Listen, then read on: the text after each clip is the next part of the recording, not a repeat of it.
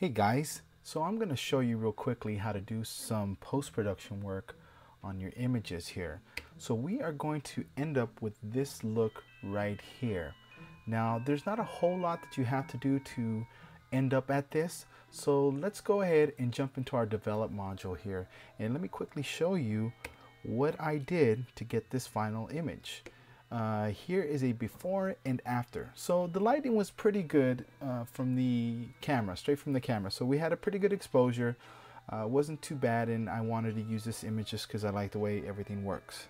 I liked her look, the lighting, and everything from that point forward.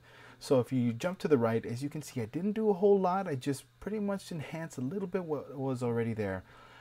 White balance. I will be covering white balance in one of my other tutorials, but white balance is really subjective.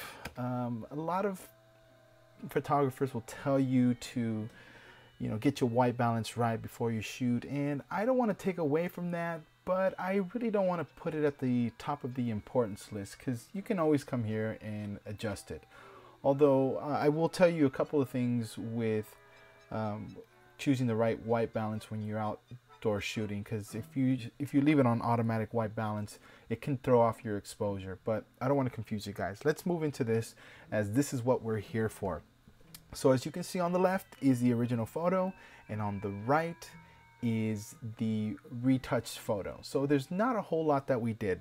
So why don't we go ahead and reset this image, and let me show you what I did to get there. All right.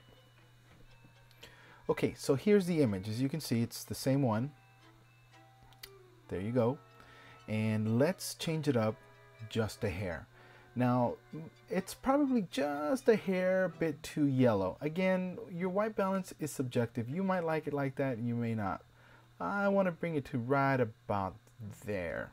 That looks pretty good. I still want to keep that warm look to the image, so I don't want to take away all the yellowness. I just want to add a little bit of blue to the temperature.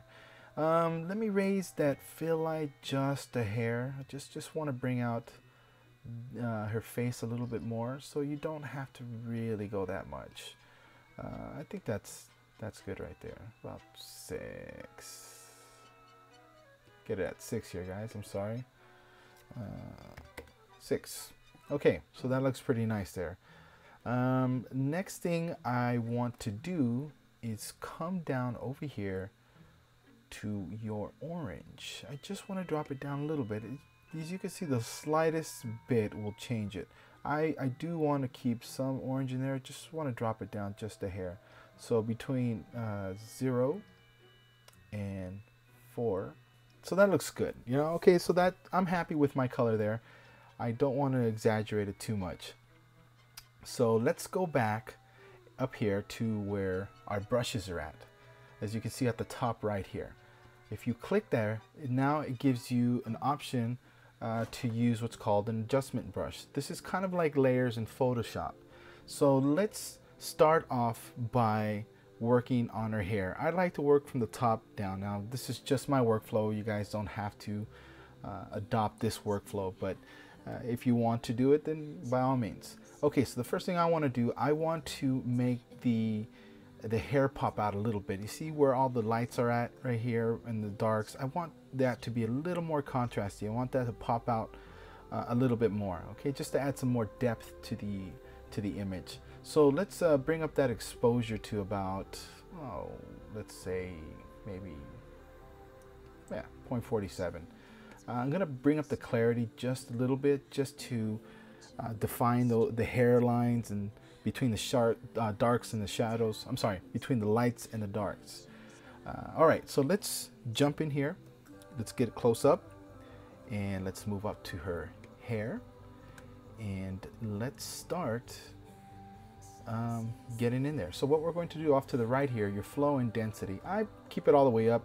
I want to keep that feather right about there, maybe just a little bit more, so it tapers off on the edges between the light and the dark, so it's not so obvious. Okay, so let's start airbrushing this. So as you can see, it's already starting to lighten up. We could adjust it a little bit more so it's not too bright, and we'll go back and do that, but just for now, let's paint all the way, I'm sorry, airbrush, should I say, all around in here. Okay, so probably I'll dial it down just a little bit. Okay, so once we've done that, let's go back over here and just drop down the exposure a little bit so it's not too much. So let's see how it looks without it, with it, and without it. So that's without it, and that is with it. So as you can see, makes it pop out a little bit more, makes it stand out so it's not so dull, evens out the light with her face a little bit more. So why don't we go ahead and do the same thing to the rest of her hair. So let's go down here, highlight the areas, and make sure you only airbrush over where there's light and don't go into the darks. It's kind of like painting, drawing, sorry, coloring within the lines. And that's what I'm kind of doing here. So as you can see, it's already starting to take shape. It's really popping out at you. So let's compare that to what the image looks like from before. As you can see, the lighting's still good on the left, but here we just made it pop, you know? Again, there are ways to do this in the studio where you don't have to spend a whole lot of time in post, but that's not the point of this tutorial. The point of this tutorial is to show you how to do really nice shots with the most basic of equipment, okay, and doing a little bit of post work at it, so you guys get to practice both worlds. So I'm happy with her hair. I'm not going to push that overboard. There is a nice how do you say, contrast or depth between her hair, the background, and her face, so it looks really good. All right, so the next thing I want to do is add a little sparkle in her eye, because I love sparkles in the eyes. So we're not going to exaggerate this too much either, so let's get in here real close. So what we want to do is over to the top right here again, choose another brush. We're going to choose another adjustment brush, and we are going to choose right here where it says effect, custom, and drop down to where it says iris enhance. Now I don't want to change the color of eye, so I'm just going to bring the saturation down and leave it at 0. And the brightness, I don't want to go too much. You guys have to understand that when you're doing post-production work, you want to kind of mimic reality as much as possible.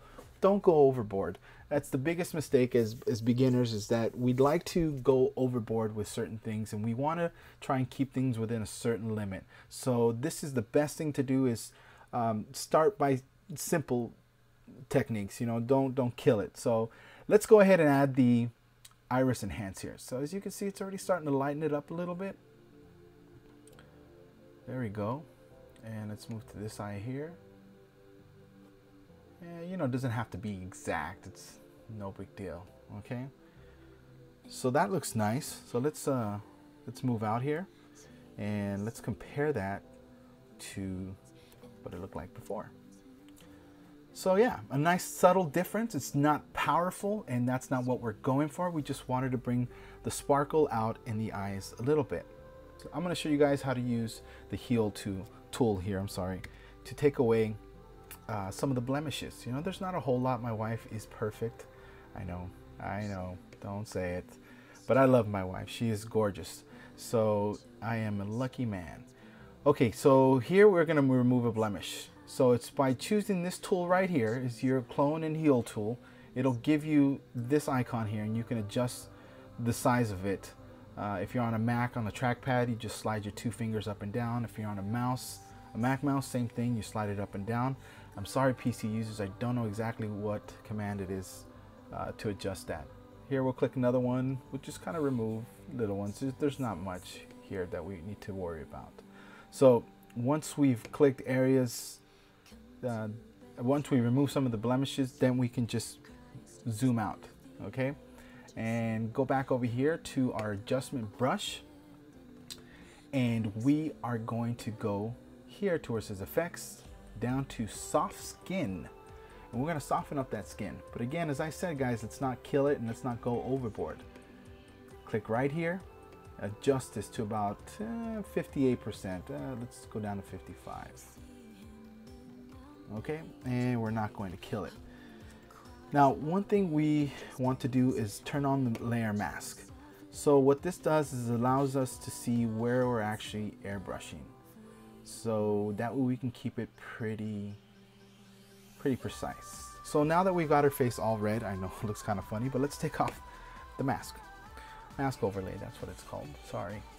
All right, so as you can see, her face looks pretty good. What it does is it eliminates the harsh shadows within the face. So it smooths out all the light across her face, and that gives the illusion of it being clear. It looks great. As you can see, just a couple of simple steps, nothing complicated. Let's look over at the other picture. Massive difference. Look how nice, smooth, and elegant that looks with doing just the absolute minimum. And you could see at the top left what my settings were for this picture. I use an ISO of 320, I use a partial metering, an f-stop of 1.6, and a 1/60th shutter speed. 1/160th shutter speed, excuse me. So hey, there you go, guys. Some pretty simple techniques, nothing too heavy to get this look. So you try your best to get the proper exposure out of the camera so you don't have to spend a whole lot of time in post. But again, this can get more complicated, but there's no need for that right now. We're just trying to get the best holiday pictures on the run, basically. And you could also add a little vignette to this, so a little look, you know, a little more romantic look to it, you know, very soft look to it. There you guys, there it is. So have fun. Let me know if you have any questions. Let me know if I wasn't clear enough on how to do some post work on this image. All right, guys, thanks for watching. I hope you enjoyed this portion of your exclusive newsletter video content. Thanks, guys. Have a wonderful holiday and Merry Christmas.